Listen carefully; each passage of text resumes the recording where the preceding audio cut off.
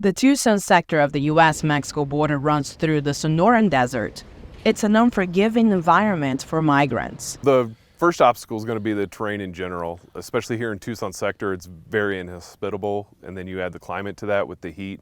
It increases the dangers of the journey. U.S. Border Patrol agent Martin Whaling says the next obstacle is the border wall. Others are less obvious. We utilize camera technology, sensor technology, and our rapid response to respond when someone crosses the border outside of a port of entry. Still, record numbers of migrants crossed the southern U.S. border in 2023.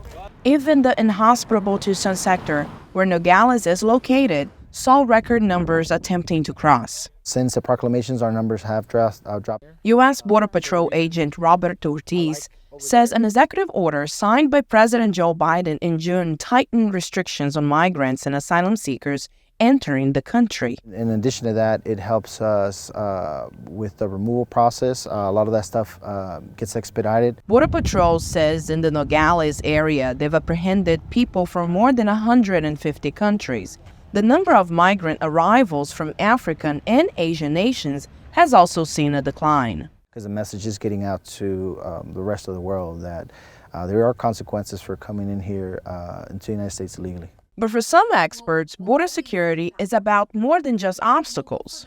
I think we talk about securing the border without really knowing what that means. Ana Ochoa O'Leary is co-director of the University of Arizona Binational Migration Institute. What I would think a secure border should involve is addressing the root causes of immigration, the root causes that inspire and drive people to cross the border without authorization. With just weeks to go until the November presidential election, immigration is a top issue. But for border communities, O'Leary says the relationship with immigration is complicated. Because we know that people arrive here legally and are still considered bad immigrants, so it doesn't make a difference.